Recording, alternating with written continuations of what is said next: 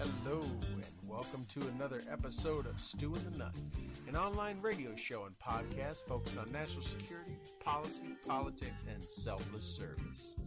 We're here to give you an honest opinion, different perspective, and hopefully a few laughs. We do this by not only interviewing guests, but also sharing our own perspectives and asking you, the listener, to interact with us on our chat room, via our Facebook page, and of course, on Twitter. Keep it funky.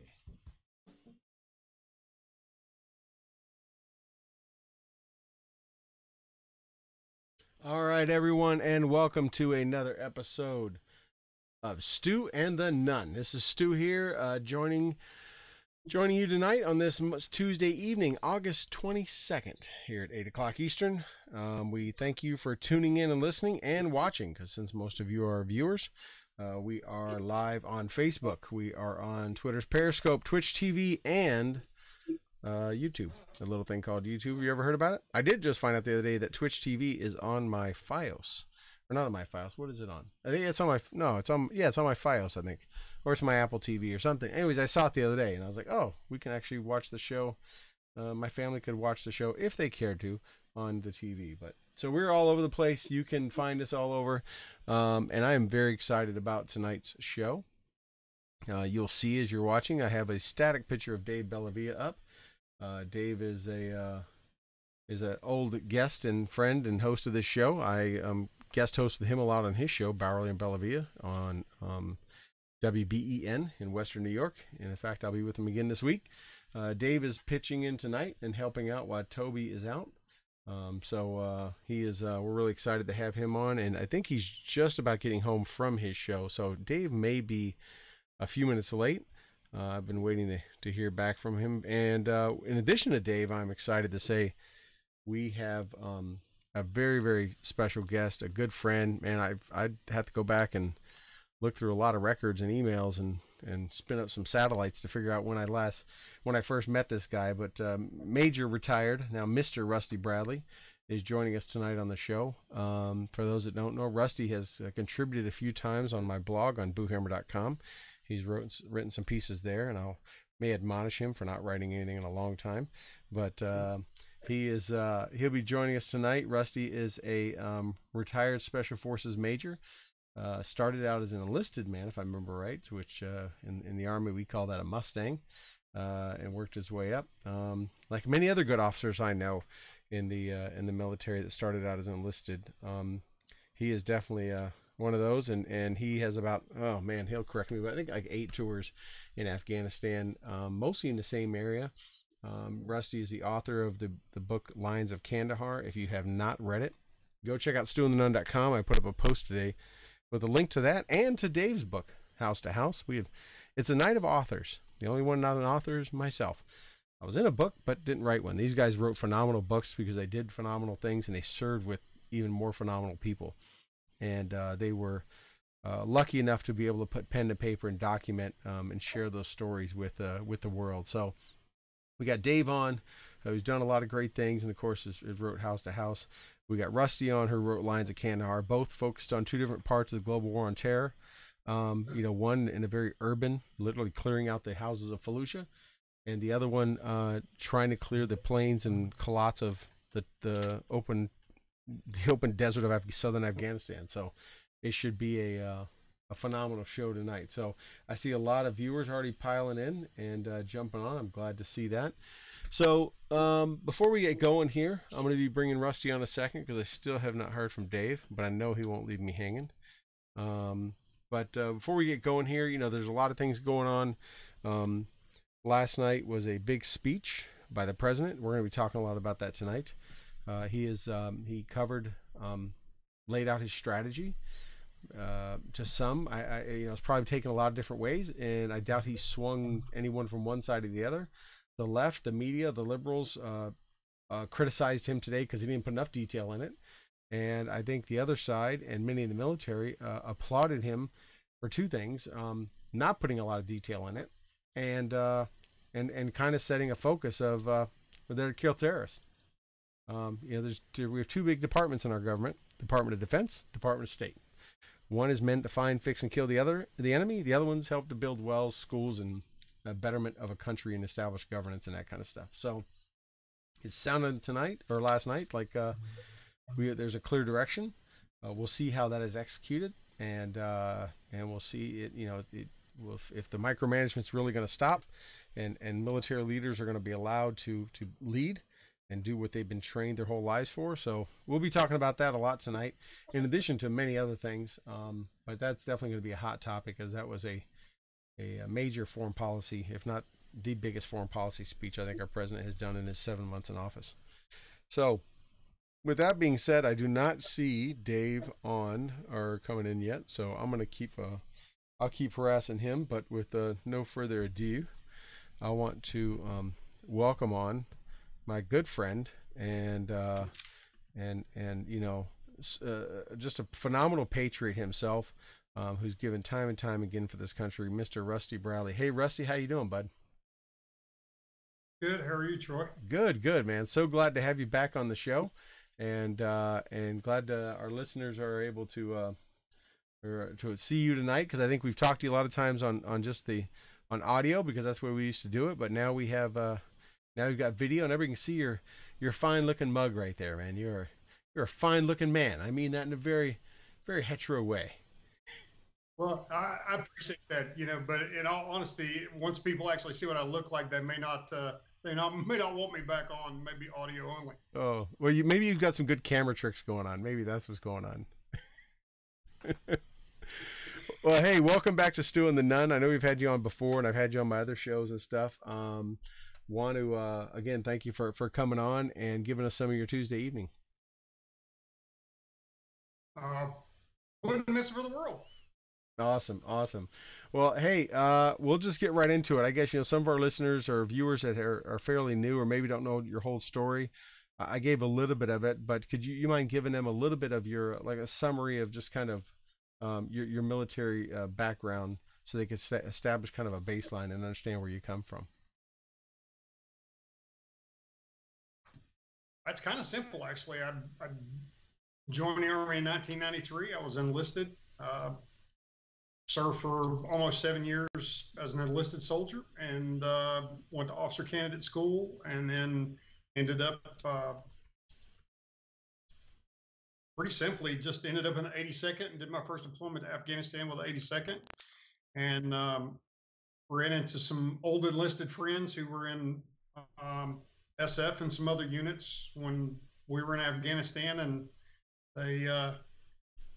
they lured me over to the dark side. So I couldn't turn it down. I went to selection, and then was thankful enough to be assigned to the Special Forces Regiment and 3rd Special Forces Group, and served a total of 8 deployments over in Afghanistan. So I think the only interesting thing people ever find is when they hear my Western Carolina accent, they ask me if I ever actually learned how to speak any Pashto, which I guess is kind of self-deprecating humor, but it got a lot of kicks out of the Afghans, which allowed me to build some pretty good relationships with those guys. So. Yeah. So do they consider that Southern Pashto, or how do they figure that? It's kind of one of those things. It's it's all tribal. It's all kind of the mountains thing. Oh, you're the mountain people. Okay. There you go. Kind of white, but hey. Yeah. That's the Irish Yosemite. Yeah, I would figure they'd probably see that and say, you must be from RC South. You got that Pashto twang to you. That's exactly what it was. Deep RC South. Yeah, that's it. Hey, I think I got Dave on. Dave, are you on with us? Yes, sir. All right. Hey, Rusty. Well, this is Dave Bellavia, and Dave, I got Rusty on already, and Dave, glad you were able to join, man. I know you just came off the air yourself. Yeah. Hey, listen, big fan of. Thank you for your service, sir, and the book.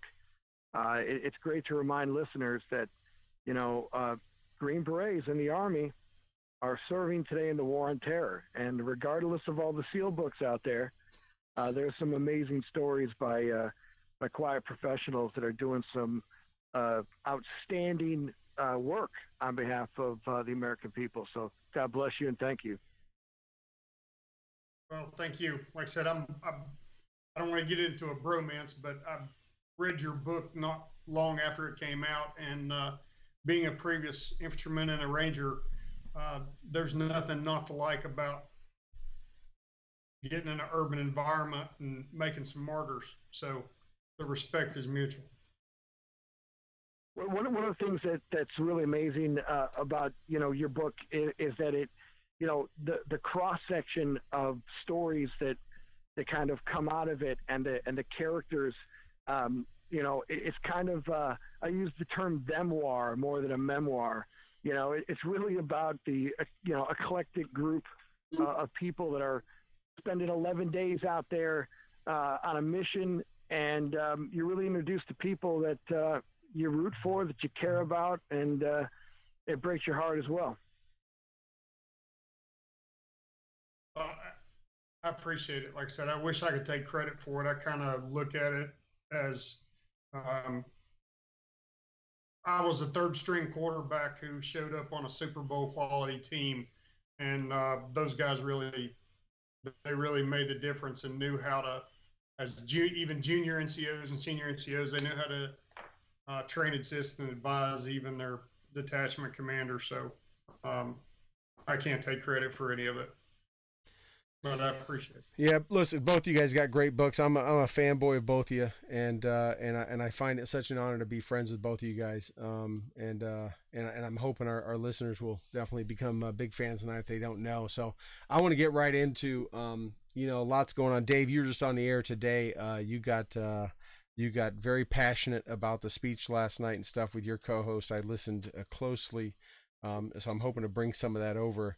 Even though we will probably all be a little bit like-minded. I think we're gonna have some different perspectives. So I want to kind of get right into, it was a big speech last night. It was a major foreign policy speech. There's a lot of hubbub. Oh, it's the first one after Charlottesville and all that stuff, which I don't think it means or has anything to do with anything. We're talking about, the longest war this country's ever had, regardless of the timing of it. It needed to happen. And, I think it showed two things. He's been involved in looking at this and evaluating it for 7+ months, I'm sure. He didn't rush to judgment. It sounds like from media reports, the president continued to push back on his most senior leaders to make them think out of the box and not just go with what they felt comfortable with. And I think he came out, as I said earlier when I first opened up, whether it didn't matter if you liked him or hated him, you're still going to like him and hate him afterwards. And those that hated him found fault and tried to pick it apart. And those that loved him found things in there they loved that he said, or maybe that he didn't say. So I like to start, Dave, with just kind of you and what your initial thoughts are on it, and did it meet your expectations, or were you surprised by anything? I was shocked. I really was. I mean, first of all, having a president of the United States, I mean, again, this speech really should have been given 16 years ago. You have a guy who's admitting that he really didn't understand the complexities of Afghanistan or the mission, and that, and if you look at his support group, I mean, that cabinet is full of what? It's full of a lot of the thinkers that were in 2006 in Anbar, that were at the beginning of the awakening with Sunnis. And again, it's the mindset that in a tribal culture, the American forces have to be seen as a tribe, and they have to be seen with overwhelming power. And that is what this culture respects. That's what this culture understands. And having a mission where we're basically saying, number one, we have neglected our relationship with India for a very long time, that we made a tactical, strategical error in trusting Musharraf and the military coup that sort of, it was about taking care of the warheads, more about really using India as a proper buffer. And again, having a hunter-killer mission makes the most sense, and it allows us to leave not only with dignity, it allows us to avenge the loss that we had, that we cannot just give up, and it eliminates the opportunity, which I believe, for a future ISIS to develop in that neck of the woods. Okay, all good, definitely good stuff. Kind of what I expected. Rusty, what are your thoughts on it after so many tours over there, working so close hand in hand with Afghans, seeing the horrors of what happens to civilians, but also some of the horrors at what people can do to other people?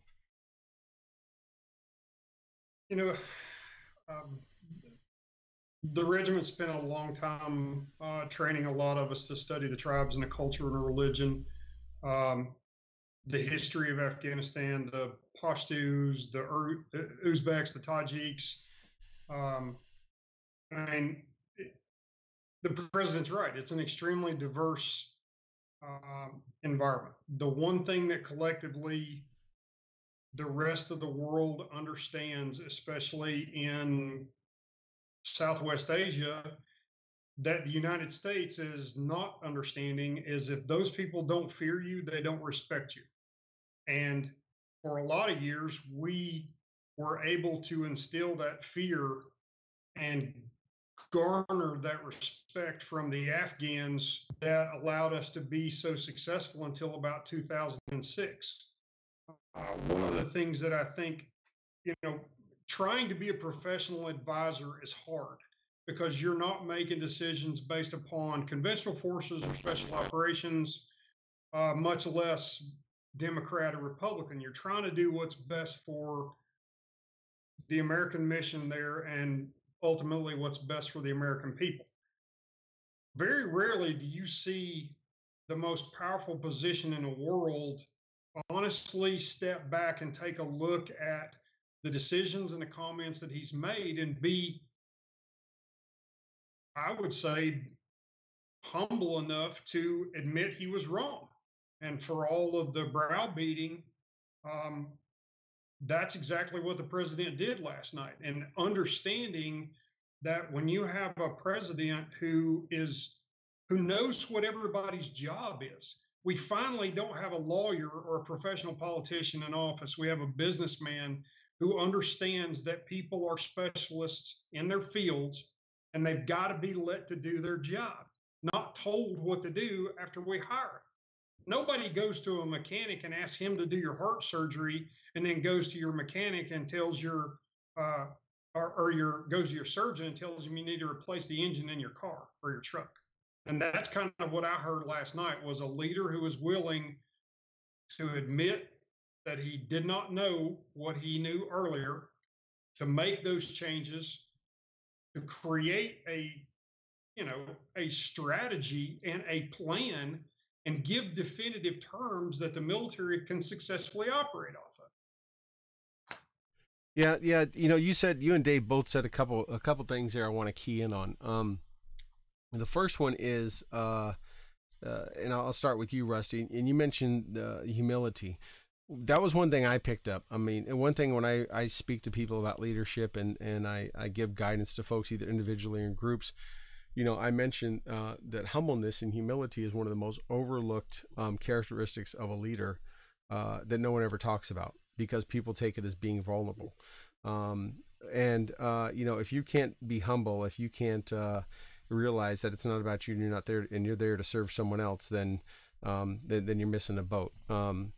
So I keyed on that too. And I keyed on that also because, one thing I think this is just kind of a perception I have, and I'd be interested if you guys feel any different or want to build on it. But the President Bush, it really started with him.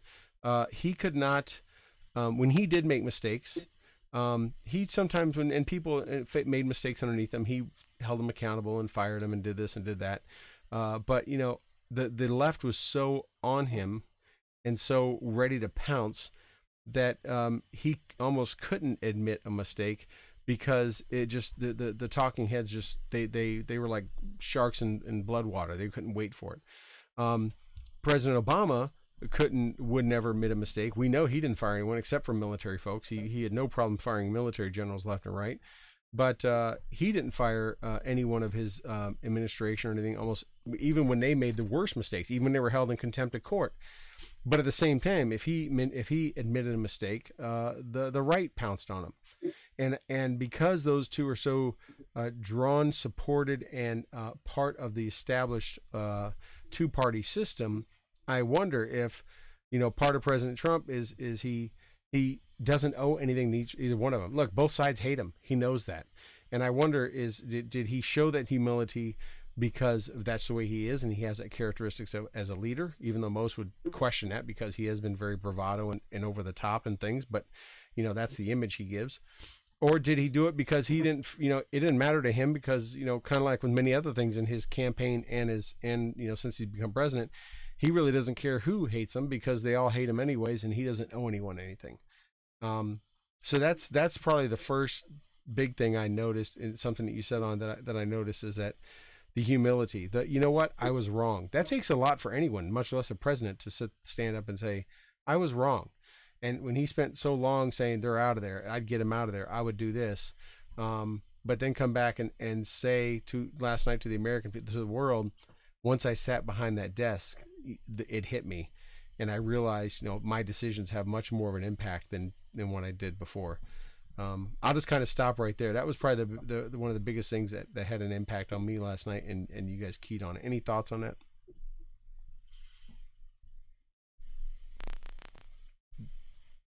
Dave or Rusty, either one? Oh, yeah, go ahead. Go ahead, Rusty. Okay, I guess real quick, here's part of the confusion from sort of a hound dog holler analysis from a kid from the country.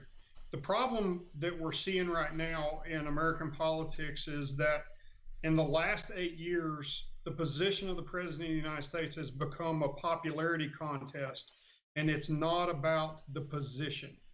We have to go back to respecting the position of the person who's filling that role and not the man who's filling that role, because the position is what represents the power. That goes back to, I can't tell you who or what country, but one of the 4-star generals of one of the extremely powerful nations in the world made a comment one time that they have the better tank, but the United States has the better soldier. And then when you combine that with a unity of effort that Americans follow in with their leadership, the plan becomes theirs even if they don't believe in it. And it moves forward as one unstoppable force of nature. That's what unity of command is what makes, and unity of effort is what makes the United States so powerful. And we've got to go back to looking at the man filling the position, not the man in the position. If we do that, we can start to recognize that whomever it is that's filling that seat, if he truly feels the responsibility and the weight of that position, yeah, he's going to have to eat his own words sometimes. And if he doesn't, it becomes transparent to the average American, and they pick up on it. And that's kind of what happened last night. Yeah. Dave, what are your thoughts? Well, I would only disagree on one point. As an infantryman, anyone knows it's definitely the tank, not the tanker, okay? Because we know we just claim a little bit of MOS superiority. We'll do that. No, not only is he spot on, but the eloquence in which he speaks, understand that, by the time most of our special operatives and our, professional warriors got into Afghanistan, they served under another administration. They served under a different president. I remember when President Obama first was elected, the questions were asked, well, what are you going to do if he sends you to war? We're going to go to war. That's what we're going to do. It's our commander-in-chief. What are you talking about? I mean, there's no spot on your dog tag for political affiliation. You do what you're told to do because that's what Dad did and that's what Grandpa did, and that's what's kept America safe for however long we've had a military. So I mean, at the end of the day, it really comes down to sort of, the American warrior is a really, especially you study history and you look at, there's this mindset that Afghanistan is somehow filled with Philistines, that these are 8-foot tall superhuman. The Hindu Kush is the most difficult terrain in the universe. The reasons why the Russians and other armies fell in Afghanistan was the type of warfare they fought. Attrition warfare with armor is never going to work out, and we have the ability to fight a maneuver element with a better maneuver element. And when we look at other armies and their failures in Afghanistan, to me, that really doesn't even there's not even a juxtaposition with the United States military, and it's kind of insulting to the professionalism of the men and women who serve today to compare us to Soviets, who basically went to Afghanistan to eliminate Islam. Their mission was messed up. Their tactics were broke, and that's not the way the American military operates. Yeah, absolutely, absolutely. You know, the other thing too, Dave, that you hit on was when you mentioned that. Oh man, I just had it in my head. Crap.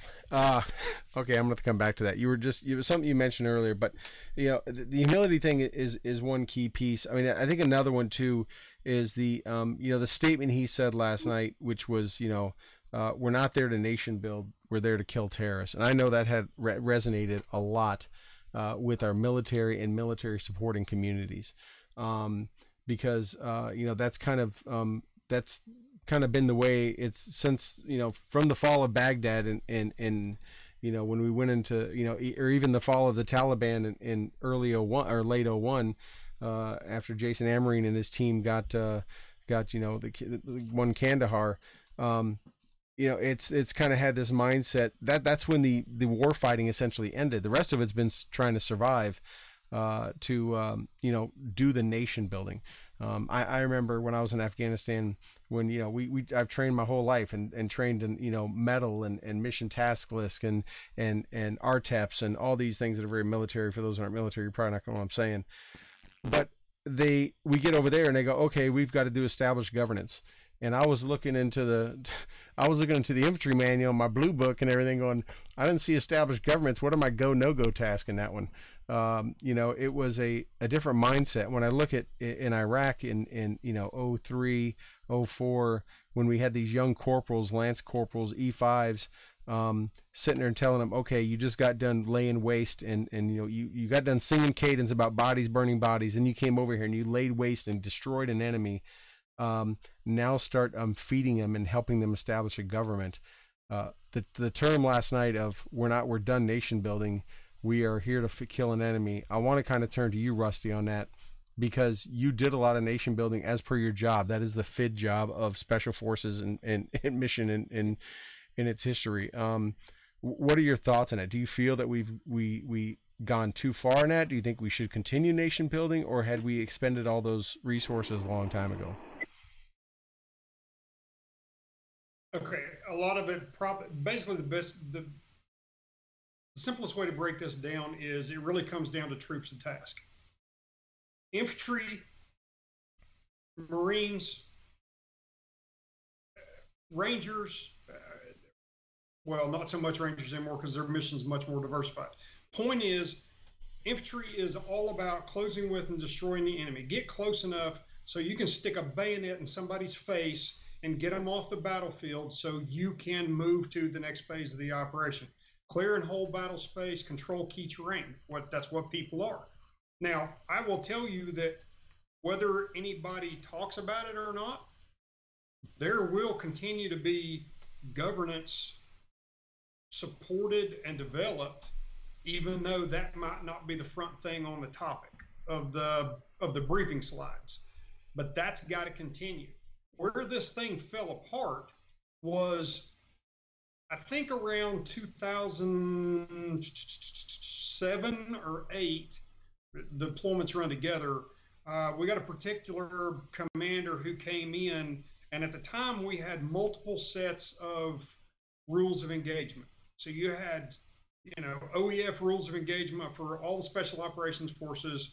And then you had ISAF had their rules of engagement because they were doing reconstruction and development. Point is that everybody had their lane. Everybody's troops to task had their lane.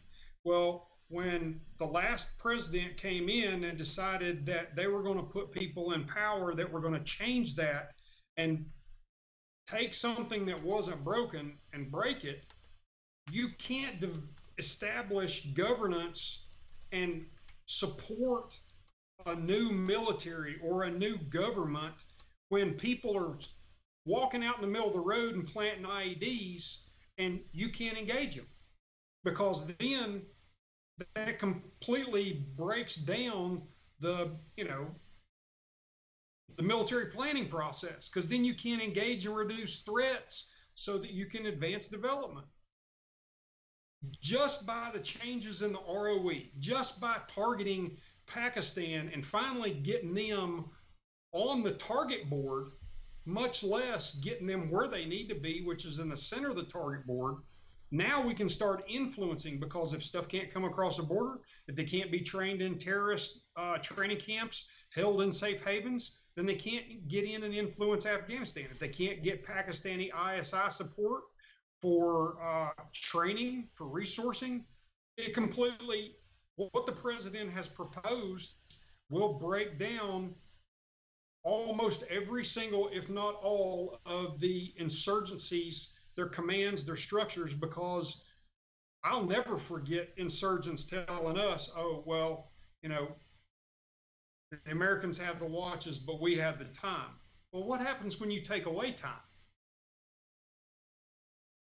Yeah. Now the game's changed. Yeah. That's what happened last night. For anybody who's been in this business where young men usually get killed and old men are alive for a reason, is simply because the game changed. Yeah, absolutely. Dave, what do you, that was, you know, Rusty brought up another good point, which was the, I don't know if you have any insight on the whole Pakistan piece, because that was pretty significant too, as much as it was saying we're there to kill terrorists. But that from a strategy or policy piece, that was probably one of the most significant things he announced, was that and the mention of India. I don't know, what are your thoughts on that? Well, you know, there's one small piece that was kind of put in there, a little bit of subtext, but it raised my eyebrows, which is the President of the United States openly talking about negotiating with the Taliban. You know, one of the key tenets of counterinsurgency, which much to the chagrin of folks, you know, born after 1985, but counterinsurgency has been something men like Rusty have been doing for the majority of their careers before there was a David Petraeus, and it's something we kind of really honed in Vietnam. But, you know, so it's no stranger to the tip of the spear of our military, counterinsurgency and the principles. But again, it's separating the enemy from the population. And we have 20 State Department sanctioned terrorist groups that are operating in Afghanistan. And we know that there is a romance about jihad to the enemy, that this is something that a 19-year-old kid who is, you know, going through a Jack Kerouac moment can, you know, grab a sack of potatoes and go out to Afghanistan and find romance in fighting Americans. This is how they're cutting their teeth. You know, we catch a lot of these guys that are going to Afghanistan, going to Libya, going to Syria, and kind of getting indoctrinated into the violence at a level that they can handle. They take those skills and then kind of do their own lone wolf operation. So the idea that we would take the Taliban as a political entity like Hamas turned into, like for some extent Hezbollah has kind of run that gambit between military terrorist organization and political party. But if the Taliban is used as, you know, sort of the Sunnis were used in Anbar in the mid-2000s, this could be a real tool for diplomacy, but it has to involve the Department of Treasury. It has to involve, you know, look, I mean, do we have a solution for the poppy crop? Are we going to, you know, subsidize another form of income for a lot of these tribal leaders that make a substantial amount of money with the help of China, with the help of a lot of actors that aren't friendly to the American foreign policy? You know, are there solutions outside of a 5.56? And I think there are, and I don't think that we really put a lot of those resources, you know, against the enemy right now. Rusty, your thoughts? I mean, you've lived and breathed this stuff for many times, especially dealing with the poppy crops. You've seen the farmers that, you know, they get paid 4 times as much to grow that versus potatoes, and they're only doing it to support their families. Any thoughts on it? I have to run a week special on opium and the insurgency, because I could go all the way back to the first company mission that we did into Marja in 2009 with the DEA and a combined arms team with the SEALs and several SF teams, where basically we seized an attempt to destroy almost $1 billion worth of drugs. Typically, the way that works is different tribes like the Baluchis loan money to different Taliban groups in in order to run the insurgency and their uh, fight their campaign during the year. And then the way they get paid back is they work to get the opium and the drugs out of Afghanistan to maintain the 3-year stockpile that they need for Europe that goes through Pakistan. So it's hugely in depth. Uh, the frustrating thing is that in the with the Obama administration, every time it seemed like there was a glimmer of hope. Specifically, I remember once in 2009, we were sure that the Quetta Shura, which was at the time Mullah Omar was still alive, was pretty much fractured because they didn't know when we were going to go away, and they were spending so much money and pouring so many fighters into Afghanistan, and we were just smoking them like it was free. And they didn't see an end in sight. Well, what did the president do? Obama gave them a timeline. Thank you very much. So that reinvigorated at least the next 3 years of intense insurgency and really threw us backwards. So another benefit to last night was the fact that we now have a leadership and administration that tells the media, and in some part, even us, I'm not in the military anymore. I don't need to know how many troops are going to Afghanistan. I don't need to know how much money is being spent. I don't need to know when they're going to do it. You know why? Because none of my damn business. It is because it's part of my country's strategic policy. But other than that, there's things, people don't need to know. And that's the problem with this self-licking lollipop that we're creating in our society is, well, of course I need to know. I deserve to know. It's my right to know. Well, no, it's not. Right. Yeah, absolutely. It's the Pakistan thing was huge. It'd be interesting to see how he can enforce that. And we know that you mentioned earlier, Dave, we're protecting the nukes. We're also really protecting the free water port, right? That was a big thing is before we established some of our routes from the north to bring in supplies and logistics, we really counted on that open port in Pakistan to be able to get a lot of the, the warfighting, materials into the country. But that hasn't, look, they've locked down our shit. I know units where they cut open the connexes, units leaving and stole everything out of there. I know one particular, they filled it full of boulders. When it showed up at the back of the army base, they opened it. It was full of rocks, an entire half a battalion's worth of gear gone. I mean, it's not like they've been a great friend there. Dave, any thoughts? I mean, any ideas on what they can do to try to pressure Pakistan? Do you think the India comment was meant for that, to say, hey, we're going to buddy up with your folks on the other side? Or what was the point of that even? Still there, Dave? Yeah, no, oh. I just, to read it, first of all, I want to know if Rusty is running for office, because I think I'd like to help raise money to get him into Washington.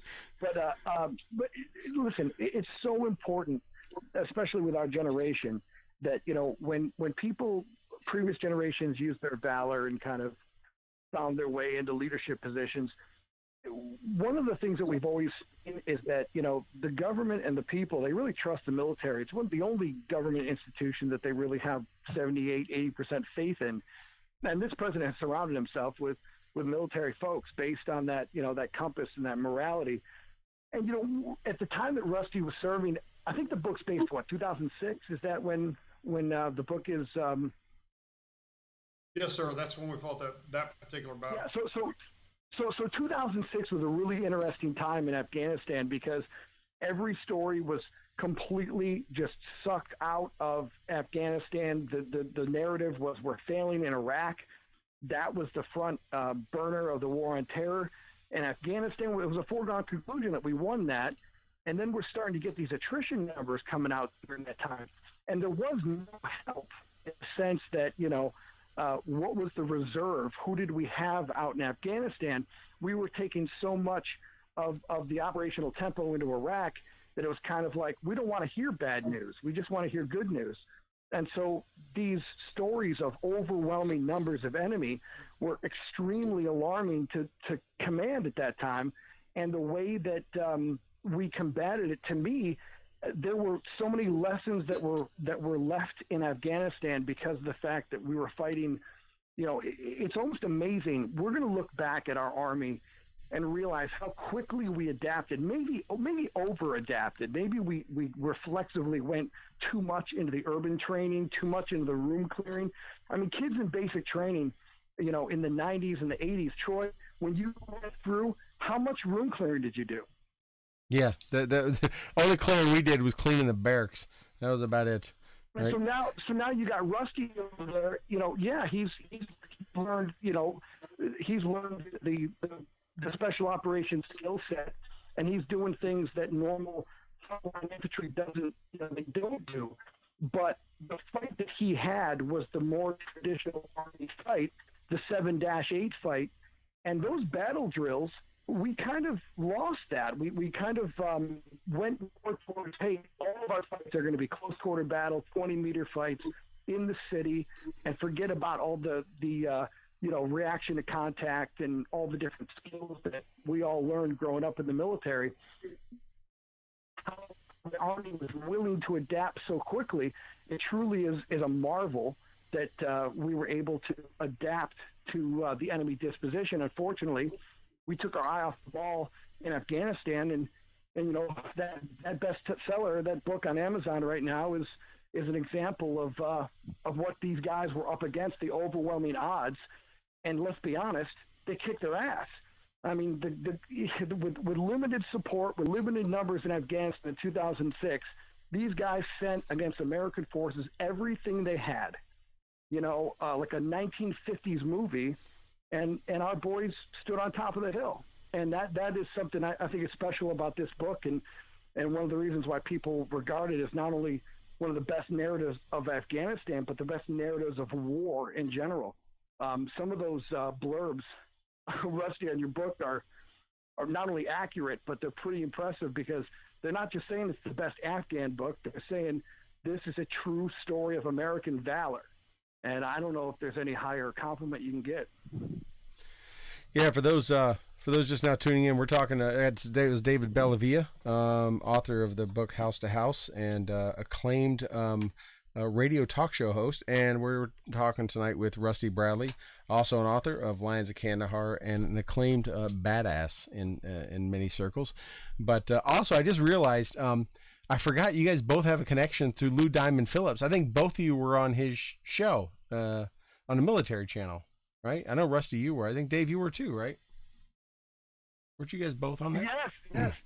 Yeah, that was that's a great officer in a movie or something. Yeah. I think I just realized, I'm sitting there thinking, like, wait, both these dudes have been on there. That's another one. No, it is you know, in 2006 was when I was there too, right? And I had friends that were in Afghanistan prior to that, and you know, they were in 2004 and stuff, and they were like, then, you know, Iraq was really heating up, and they were like, in 2004, 2005, if you got Afghanistan in the terms of war, that was like getting stationed in Hawaii. Like, the friends of mine that were there were like, dude, this is like, I'm getting deployment pay and hazard pay, and like, no one's shooting at us, and it's just chill. You know, I'm glad I'm not in Iraq. I mean, that was kind of the mindset from all my friends that were there. In 2006, it definitely changed. We saw it change. I saw it change from early 2006 when I got there in the East to halfway through the summer, when guys that had been there almost a year were like, you know, they're like, this is the first firefight we've been in. We're like, what? You've been here almost a year. This is our fourth one in 2 weeks. What are you talking? And we just saw the uptick really fast. And I don't know. I think part of that was, of course, all the news was about Iraq at the time, but also the surge was getting ready to happen and starting to happen. So I don't know if that pushed some of them over to Afghanistan, or maybe the enemy developed TTPs and said, hey, let's take this over to Afghanistan and make it work. But it definitely, I think the faucet turned on in 2006. Wouldn't you say, Rusty? That's really when it started cranking up. Yeah, I mean, I could put my finger on this one. Essentially, when Secretary Rumsfeld announced that the U.S. was turning over control to southern Afghanistan to ISAF control, the ripple effect of that with what was going on in Iraq triggered the insurgency and the safe havens in Pakistan and a lot of the foreign fighters to realize that this was an opportunity to really come in and reestablish a foothold, because you got to remember ISAF had openly popularized the fact that they were going in to do reconstruction efforts and not security efforts. So, when the last units, I think the last American unit that was there was the 173rd, and that was just a brigade control in southern Afghanistan with, a smattering of SF teams spread all across the country. Um, you're absolutely right. I mean, I remember one of the colonels from the 205th Corps coming to me and saying, you can't, Taliban, you can't find anybody around here. They can't squat the piss without us finding out where they're at and killing them. So that paradigm changed mid 2006 when there was as Dave so perfectly put it, doctrinally concerted conventional effort to push insurgents across the border and create what was called a TED effect. They intended to overrun Kandahar City, police stations, government Giroa buildings, establish control of the city, show the instability in ISAF and the war in southern Afghanistan, and hopefully with the intent of turning the global population against what they considered the invasion of Afghanistan. That's obviously not the way it turned out. I have to, not only to my teammates, I will never not say thank you to somebody in the U.S. Air Force, because we saw pilots, inspector crews do stuff. I won't say break rules, but them boys got down and got nasty to danger close levels that they're still talking about at CCT and JTAC courses, 150 meters within the perimeter gun runs, and they kept us from getting overrun. We fought as hard as we could, but if it was not for that true, no kidding, combined arms team, and David's right, we have to know we have 7 core missions that we have to know, from UW and FIDS, our bread and butter, but you got to do direct action, special reconnaissance, counterterrorism, information, PSYOPs, CA. You got to be able to do all of it. But where we fundamentally fall back to is we are masters of the basics. 7-8, 7-10, be able to fight with our counterparts and conduct basic operations. And like I said, I can't take credit for any of it, because I worked with great Canadian commanders who were willing to get out there and absolutely get after it to protect our ass. They came out and got us when they told they weren't supposed to. Like I said, it was a team effect. But the things that you're seeing now with I speak to Afghans on a pretty regular basis, and ISIL and ISIS is growing by leaps and bounds. Why? Because even the Taliban have their issues with them, because the Taliban was only paying 40 or 50 bucks a month, and ISIS is paying a couple $100 a month. So guys are jumping ship like rats and becoming more and more violent, where even if you thought that the Taliban didn't have any rules, now they're kind of like Al Qaeda. They're nothing like what ISIS is and has become. And you get this young generation and these foreign fighters that are coming in, and they're not even operating, with any religious restrictions. It's almost like a murderous criminal enterprise, and that's what we're fighting, and that's what the president has finally recognized that we've got to get ahead of. And the way you do that, unfortunately, is you go in with kinetics, and if they go in, continue to support the governance, we'll continue to assist and develop in Afghanistan. But you take the guys, you take the handcuffs off of the U.S. infantry and the Marines and the air support, and let them go in and do what they do, which is kill people. period. Take battle space, secure it. They'll be successful. And the president knows that because he's surrounded himself with people that already know that. But Ken, the rumors are, Rusty, the rumors are 4,000, possibly 4,000 will be deploying. Is that enough to secure battle space, though? I question if we're making enough of investment. I mean, any life of investment's too much, but it could be too much. But I mean, is that enough, or do you think? I know special operators are awesome with all their combat multipliers, and soldiers and airmen and Marines are awesome because we have a lot of those things at our hands now. But does it need to be 4? Does it need to be 40 to secure that battle space? We talked about that earlier, right? You have to do it's a 3-legged stool. You can't just go in on one leg. All right. Here's what I tell you is, in the last 8 years, I have been a major proponent of pulling out of Afghanistan. I don't want to see another dude maimed or another widow because of failed policies. Part of that fundamentally understands the president talked about success. He didn't talk as much about victory or winning as he did success. Success is understanding what is going to create stability and security in Afghanistan to the Afghan people.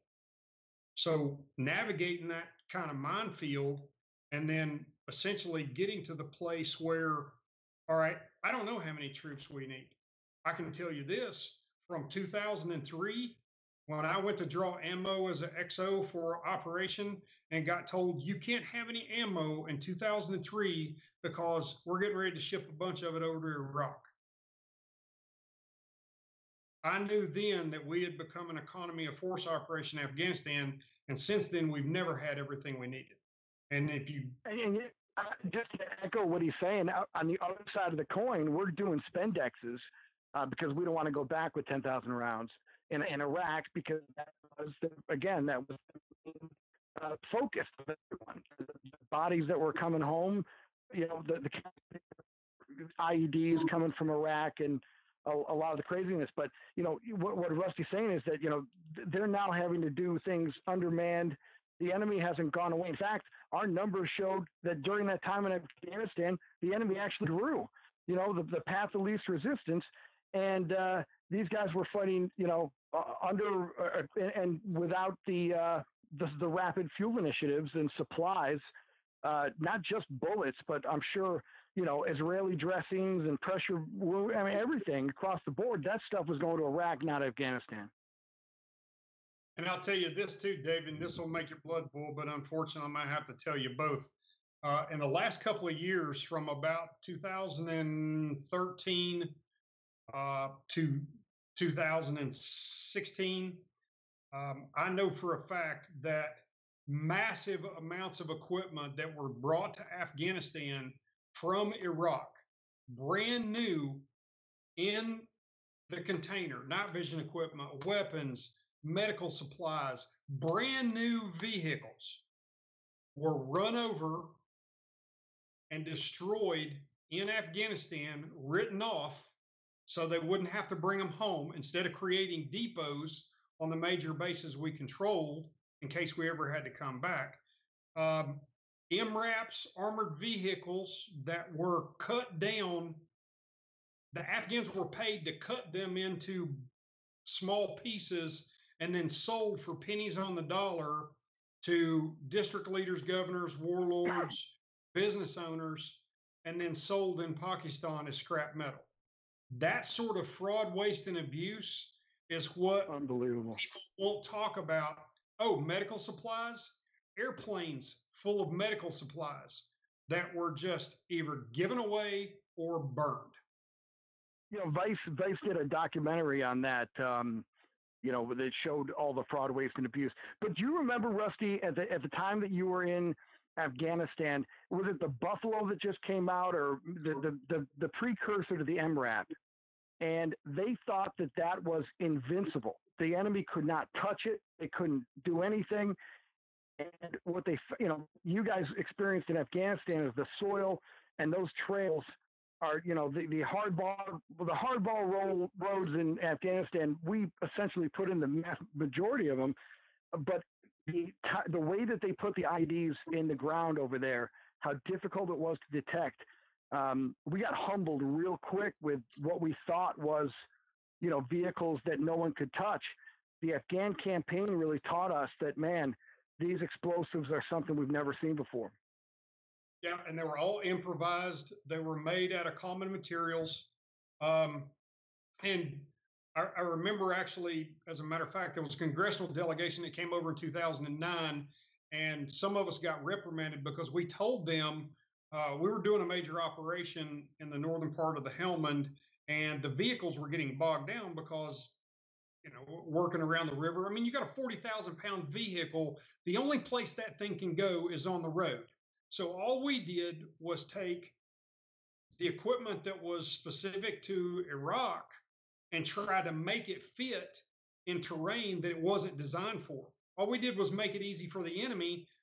There's only a few roads that those vehicles can go on, and all they got to do is just saturate them with IEDs. So time and X factor on the enemy's side, instead of giving us what we needed, which was lighter, more mobile vehicles for off-road and tons of them, so that there was no way that the enemy could get in our, what we call OODA loop, or our planning process, and they didn't know which way we were coming from. But if you got to drive down the same road every day, it doesn't make any sense. And it's not just American military leadership that gets to eat that one. It's the politicians, because they knew it too, and they could have gone back and pushed against it. But again, it comes to understanding. You got to understand the tactical to the strategic, and being able to do that. It's all only connected by one thing, and that's money. Well, I mean, if the money is tied to big corporations and contracts, you're going to get something that you can't use. Yeah, what do we call them? Connex queens, right? When I contracted the Army for a couple of years, I mean, that's what I was trying to do, was make sure that Connex queens weren't being sent over. This cool high speed thing that someone bought off the shelf, they send it over, they give it to a Joe. It doesn't go through the normal acquisition process, and it gets thrown into Connex because some young lieutenant or captain doesn't want to be responsible for, losing their next 3 paychecks. And if they couldn't figure out how to make it work, if they couldn't figure out what it's used for, it could be a sensor, it could be a camera system.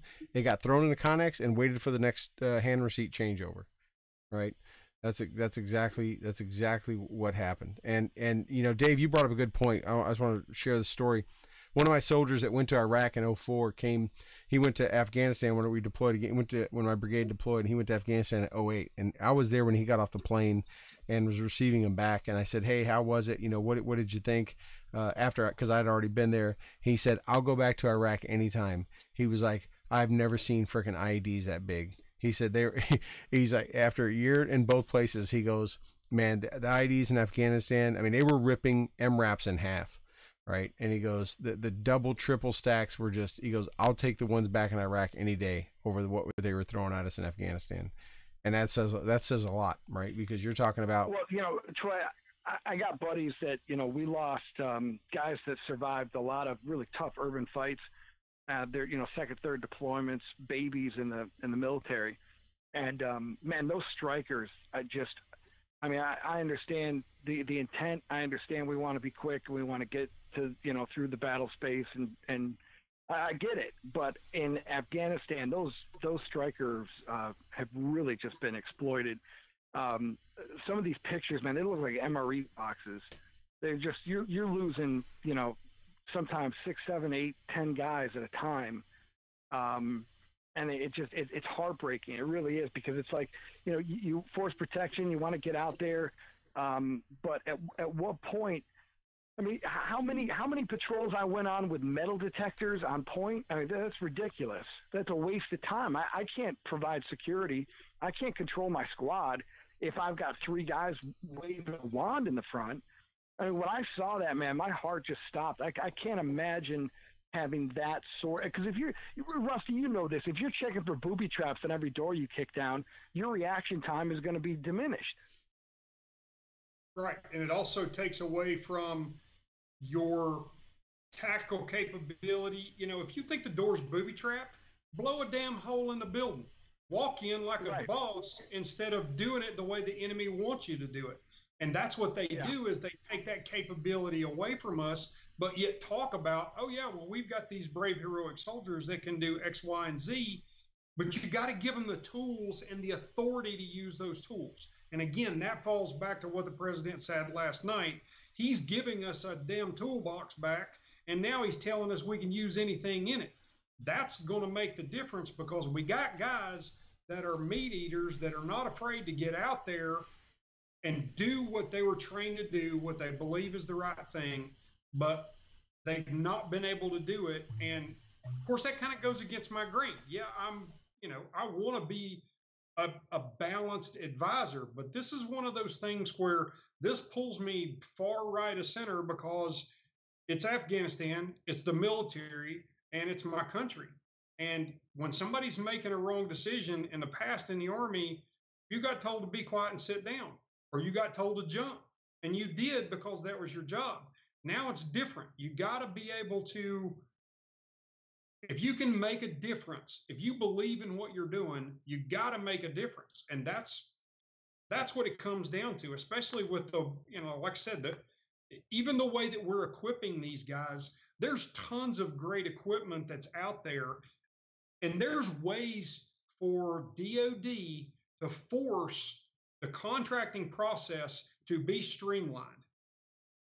But they don't want to do it because it's going to flush a bunch of jobs down the toilet. The way to do it is like all that T&E, T&E equipment that we got over there, Troy, in the first couple of years. Have a government pay for it and write that stuff off, period. It's done. Then if you break it, you can go back and do an evaluation on it and say if it's worthwhile to keep. I had a... But they're not, they're coding, as you said, though, they're coding... Once you get on a golf course, that's what I used for years, because I couldn't get a decent one that didn't weigh 20 pounds. What was that, Dave? What were you saying?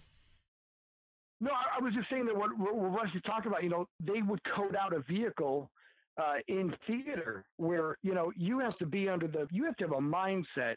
I mean, what's so ironic about the world's greatest army is that the logistical plan for the invasion of Baghdad will go down in history as one of the most incredible acts any military has ever done. You're going 70 miles an hour towards an objective, and you're taking care of broken vehicles, wounded soldiers, and supplying fuel. And you're doing it in a 360-degree battle space. Incredible planning. That's what our military is capable of. Yet, we have a mindset that a tank that has done 5 years in Iraq is going to come back and the engine's going to be fine. I mean, the vehicles that we're using in combat operations are not leaving that theater, and hopefully not ending up in the enemy's hands. But the way that the planning, I mean, it's like the A-10, the Bradley fighting vehicle. I remember, what was the first time we brought howitzers into the Paladin, I think, showed up for the first time in Afghanistan, I think during Obama's administration. I don't even think they had Bradleys in Afghanistan until, maybe 2009, 2010? Those things were never part of the Afghan fight. Well, yeah, M1s didn't come in until the Marines brought them in, and there was a ton of controversy over that. But, I mean, Rusty, you may know better, but I think they were quite a game changer in the South. Of course, that's where they used them mostly. But it wasn't a lot of them, right? It was just a small contingent of Marines that brought in the M1 tank. Oh, yeah. I won't mention who it was, but there were other countries that we actually got directed on Polaris 4x4s to lead the tanks into their positions, because there was of such concern of losing one of the, now it wasn't a U.S. unit, but we had to lead them in, SF guys had to lead them in on ATVs because there was a concern of them striking an IED. So we had to guide their platoons of tanks into their fire bases. You were essentially a human tank roller. You were a human tank roller that hangs on the... You don't have the beat thing so you bleed out my curse words. No, you can cuss. That's all right. You were a human tank roller, essentially, what they put on the front of the M1s. Well, it wasn't me. One of the guys on one of the other teams did it. But to exactly complement what Dave was saying, my first deployment, when we got over there with the 82nd, we had some MPs that were patrolling the perimeter, and they struck an anti-tank mine. Well, being, a good XO, the first thing I did was I put the word out and started scrounging and managed to get about 5 or 10. Back then, it was just large 5x8 pieces of Kevlar panel. And since I ran the motor pool, I was going to mount them in the bottom of all the vehicles and the sides of, because there was no armored vehicles back then. And I got reprimanded because I was told that that's depot level maintenance. And if I damaged a government vehicle, then I was going to be in trouble for it. Yes, that's Army bureaucracy at its best. Can I just ask? I got to ask Rusty two things. First of all, Lions of Kandahar, go out and buy it. You know what? There's a lot of books out there. Rusty would never say this, but I will say this for him. This isn't Dalton Fury or Mark Owen or any other books. This is a true account that I'm not saying the other ones aren't true, but Rusty doesn't claim to kill Bin Laden. Here's a spoiler alert. But the thing is that this book is there's no the thing I love about it is that there's not that Hollywood bravada, and one of the things that I'm really proud of, especially that he's a soldier and an Army guy, is this is the way warriors talk about war, and Rusty, you nailed it. It's you're not beating your chest, you're not talking about how invincible and everything else. You're talking about real men in very difficult situations and stuff that honestly stands up to World War II. And thank God you made it home, and how many people came home because of your leadership.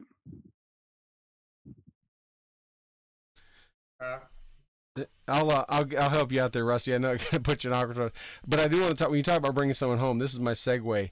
One of the key roles that we have is our interpreters, and actually one of my interpreters is on watching the show tonight. He's been commenting, which many of mine have been able to make it to the States. But I know, Dave, I don't know how much you've dealt with interpreters when in Iraq, but in Afghanistan, especially in the SF and the ETT mission, they were a lifeline for us. But Rusty, I know you've been working a lot to get some of yours home. Do you have any updates on that, or anything you want to share with our viewers about how that process has been? Yes, sir. Basically, we've been working for almost 4 years now to get my primary interpreter back in the United States. The bureaucracy that he has been put through, that we've had to endure with basically the diplomat side choosing to interpret regulations however they choose, denying certifying paperwork. So basically, we finally have his final SIV interview completed. Now is the daunting task of getting the 3 agencies to all approve his security clearance within 30 days of each other, or they all scratch each other out. You're going to get me on a topic I can tell already about refugees and bringing in people who actually are vetted to who have a deep desire to be an American and serve this country, not just get here and turn our country into the place that they just fled from. So bottom line is that it is constantly an ongoing process to try to help our interpreters and people who significantly benefited us and our mission and saved our lives. And in my opinion, they did things that were absolutely heroic. A lot of them got killed. Some of them, some of them were captured and tortured. And the level of commitment and loyalty that they have shown to this nation, in my opinion, needs to be recognized.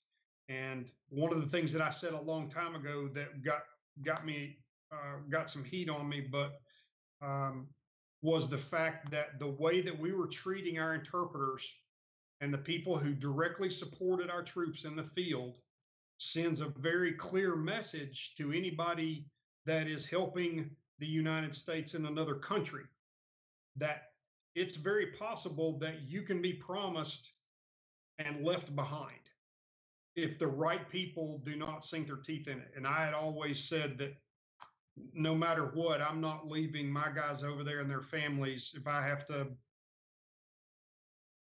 dig into my bag of tools, if you know what I mean, to get them over here, I'll get them over here because they've earned it.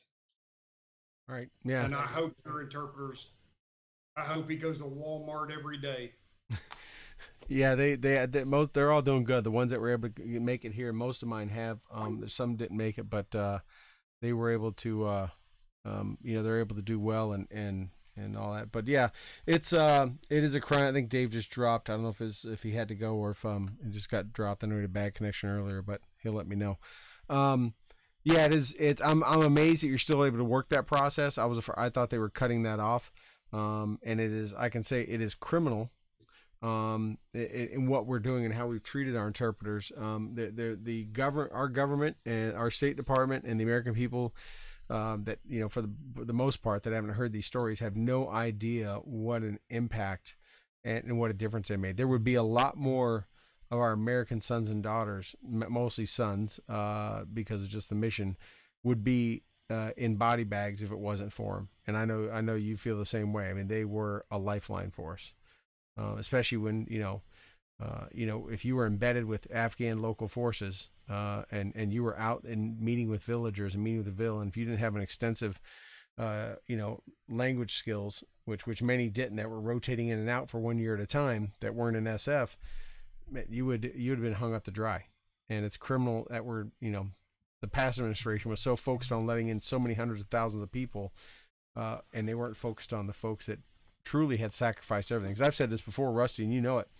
I think the only people the Taliban hated worse than Americans were Afghans that helped Americans. Right? They looked at them as traitors. Yeah, and there is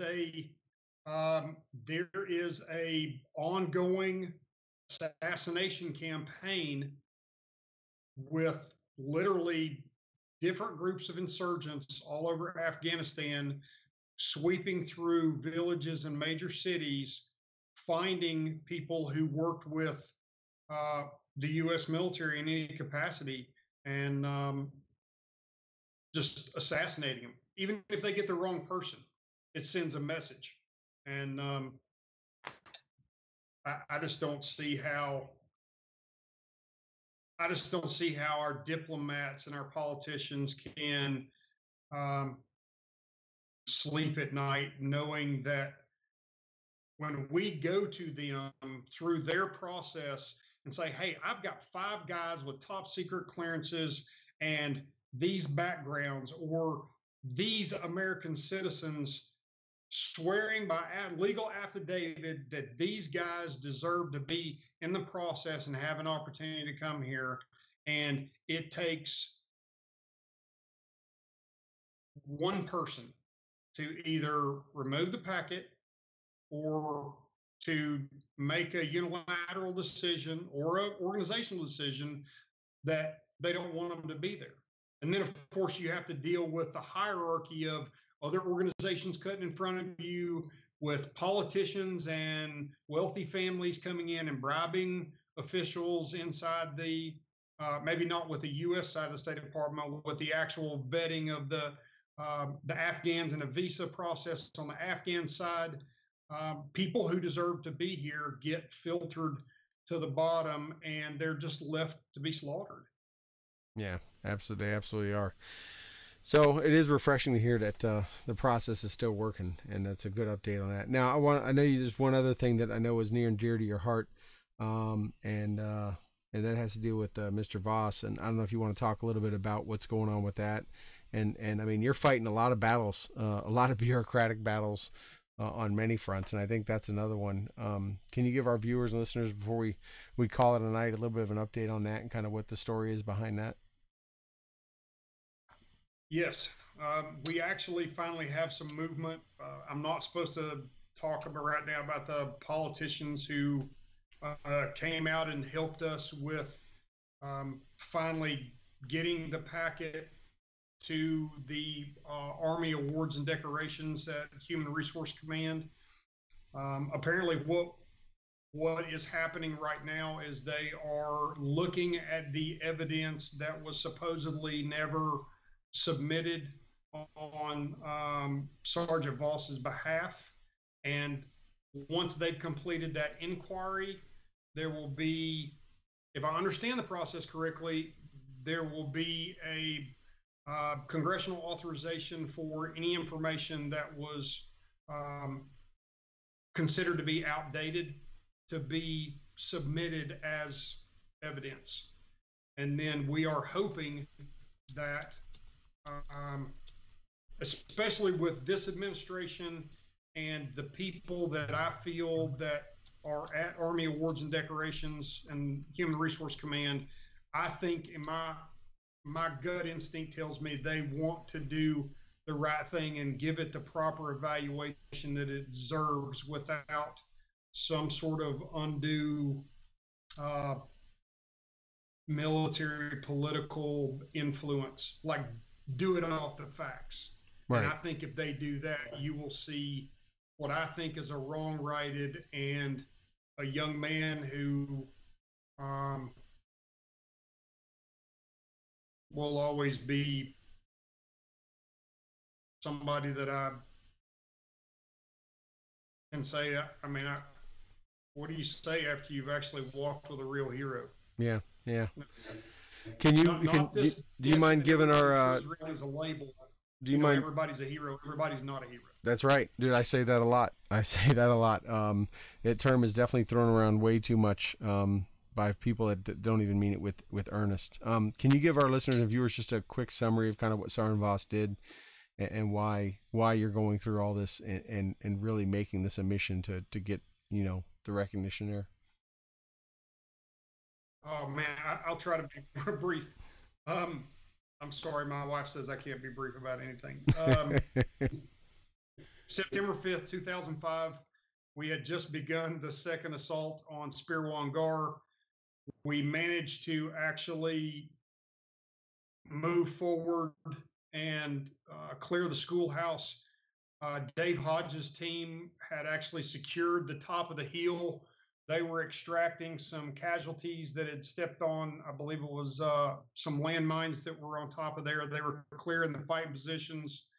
And I called for the supporting vehicle, the first supporting vehicle in line to move forward because we needed some heavy weapons up to the perimeter. I didn't get the full report whether it was a pressure plate or a command detonated IED, but a massive IED went off. We had just taken on, because we had 2 days prior, we had just assaulted Sperwan Ghar the first time and run out of ammo. So this time we took on a triple basic load, fuel, everything. The vehicle struck an IED. The best I can recollect, Sean Mishra was a driver. He was an ETT from Oregon. He got kind of semi-blown into the dirt hill. Another guy named Greg Stubbe, who was a volunteer, 18 Delta, that was on the 50 cal, got blown about 3 stories up in the air, landed on top of the vehicle. I saw the explosion on the backside of the berm and went to the vehicle, raced to the vehicle. And by the time I got there, Jude Voss was at the vehicle. His equipment was on fire, and he was pulling Greg Stubbe from the vehicle, which, if you've ever been around ordnance that's exploded, I mean, we had mortar rounds, cases of hand grenades, Carl Gustavs, Claymore mines, probably 10,000 rounds of 50 cal, 15,000 rounds of 240M. I mean, it was just a bunker that was on fire and it was exploding. And the only thing I can think of is, by the grace of God, none of us were killed just by secondary explosions, because we were right at the vehicle. And Jude managed to, before I got there, Jude managed to grab Greg, carry him best we can guess, probably carry, drag maybe 30, 40 yards to a small ditch on the edge of a marijuana field and stuff Greg's body into it, because by now that position was receiving accurate PKM, RPG, and AK fire. And Jude was trying to protect Greg and treat him. When I crested the berm, I saw Jude's equipment on fire. Jude's hair was actually smoking. I won't get into how bad Greg was, but Greg was bad. And the only thing I could think of was, I've got to account for Sean. I asked Jude if he'd seen him. He said no. He said, here's where I went. You need to look here, because this is the only place I didn't look. And of course, everything is covered in this black billowing smoke with all these secondary explosions. So I crawled up to the vehicle, managed to find Sean Mishra, pull him as best I could away from the smoke. And the whole time I'm thinking, I don't know if he's alive or dead. And as soon as I got him in the clear air, I kind of gave him a chest compression, because I didn't know if he had burns on his mouth or anything else. And he took a deep breath and his eyes kind of came to. And I realized at that moment that if Jude hadn't told me where he hadn't looked, he would have been burned to death in about another minute to 2 minutes, because the wind was blowing in the direction of where he was blown into the berm. So Sean's basically, he's like who Paul Bunyan wants to be when he grows up, and maybe 6'4" or 5", just a monster of a guy. Got him half carried down to the berm where Greg was being treated. Jude came up and helped me drag him the rest of the way. We got him head to head in the ditch. We took turns providing cover and fire so that we could apply the best first aid that we could. And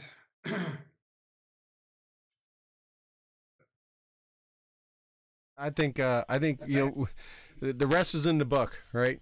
I think I definitely got the point across. Well, after we got the casualties, the big thing is after we got the casualties, moved to the casualty collection point. What I didn't mention was the company commander had also been wounded, because Jude was in the vehicle behind where Greg Stubbe and Sean Mishra was, about maybe 50, 100 yards. So he ran through machine gun fire to rescue one, tell me where the other one was, carry the casualties another 200 yards to a CCP, help treat the company commander, assist in calling in the medevac helicopter, and then giving the Canadians an update and a sit rep so that we could get close air support in to layer it so we could continue the battle and get our casualties out. That's a brand new staff sergeant out of the Q course. Yeah, that's that's a little bit of what they teach in there, right? But to do all that at the same time, or collectively and under fire and in such a situation is just, like you said, it's awesome to walk among heroes, and guys like that will never even realize that we're humble, right? They'll sit there and say he was doing his job. That's what he was learned. You pass him in a grocery store and you never know who he was. Yep. Yeah, he doesn't have the hair, right? The pretty hair and the waves and the cool Ray-Bans, like some other folks seem to pride themselves on. But not to speak bad about anybody. He doesn't pack any hair gel in his to-go box. Doesn't spend all his day in the gym. There you go. Hey, yeah, that's awesome. So I mean, if people, if you haven't read Lions of Kandahar, again, we don't have Rusty on the show just to pimp the book. I mean, it's been out for a while.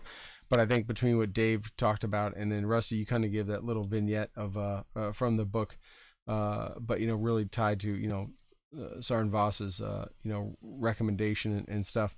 It's definitely worth going reading. I mean, my sons have read it. They've been blown away by it, and I pushed it to a lot of folks because Dave captured it pretty well. And I don't want to repeat what he said, but it just gives you an idea of one small unit.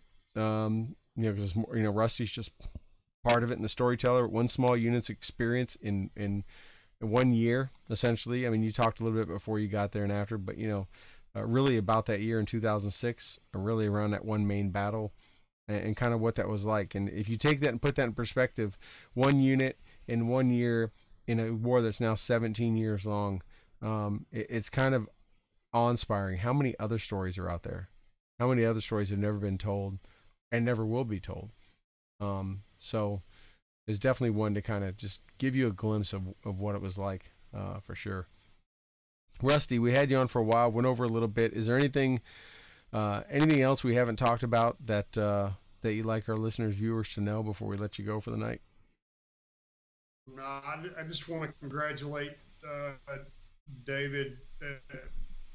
I am inspired to think that because guys like him were willing to put pen to paper and actually tell the story, that is so valuable. And I think that's something that I'm hoping that the military will draw upon, because history is going to be written by two people, the victors and somebody. So you can either have, a major newscaster come over to, Walnut Valley and spend 45 days there and think he writes a best-selling book and understands U.S. strategic policy and what happens there, or the guys who are on the ground can write it. And I want to see more guys on the ground write it. I'll tell you right now, I'm sorry Dave's not on, but I mean, having been a foot soldier and an infantry guy, I had my guys read parts of his book. In the event we had to go into that labyrinth of those villages on possible, tactics, techniques, and procedures, because if those dudes could do it in Fallujah and they cracked the code on it, we might want to learn what they were doing. So we learn from each other, and that's what makes us better. And I'm just glad that he wrote the book that he wrote. It's phenomenal, and I think Mr. Howard will do a good job. Yeah. We're excited to see how the movie's going to turn out. And just another tidbit there on Dave's book. If you haven't seen it, there's a documentary out called "Only the Dead See the End of War." It's done by the reporter that was embedded with Dave's unit. And Dave never mentioned it to me. It was on HBO a while back. I just happened to be watching. I said, okay, let's see what this is about. Of course, that's that's my interest and stuff. And little did I know that this reporter was the one embedded with him and captures most of that famed battle, which, by the way, an incident that Dave is still, his recommendation for the Medal of Honor is still in and hasn't been denied. He doesn't talk about that, but it is. But that reporter captured all the audio from that fight in that house, from all the guys that Dave killed by himself, hand to hand. So if you get a chance, find it on Netflix or whatever online, and you can watch that documentary. If you've read the book, if you haven't read the book, you want to, but if you have, it will supplement what you read. And as Dave told me, no one would have ever believed that story had that reporter not been with them. It is quite a phenomenal, lucky chance that that reporter captured a lot of that. So, yeah, it's great to have great friends like you guys, man. You guys are awesome. And Rusty, thank you so much for coming on and giving me some of your Tuesday evening and coming on the show. Dude, you're an awesome guy. You always have been. And I'm really honored to call you a friend. Like I said, I'm very humbled, man. Thank you for, like I said, giving me the opportunity to come on. I sincerely appreciate your friendship and your mentorship through the years. And, just tell your listeners, hey, thank you for being a country worth fighting for.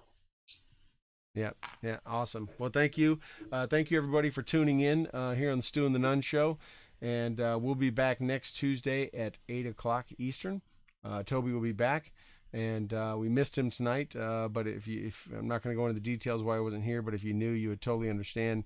I'm sure we're going to have a great show next week. We have some hot topics to talk about. I want to thank Mr. Rusty Bradley for coming on, and I want to thank Dave Bellavia for pitching in while he could to fill in for Toby. A great show, and we hope everyone has a good night. Rusty, I hope you have a great night too, buddy. Thanks, sir. You too. All right. Thank you. Okay. And with that, we're going to transition out. Rusty, just hold on. We'll chat for a couple minutes and right after. Everyone have a good night.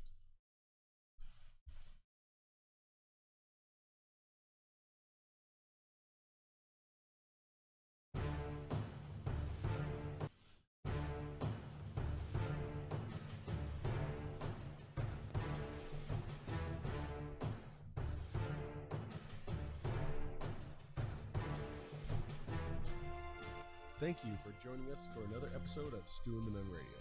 We hope you enjoyed your time with us because we have enjoyed sharing our time with you. Be sure to check out stewandthenunn.com in addition to asking us questions and interacting with us on our Facebook page and Twitter.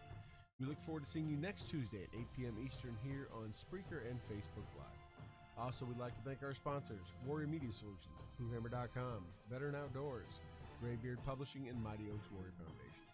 Don't forget to like our Facebook page and follow us on Twitter. Thank you again, and have a good night.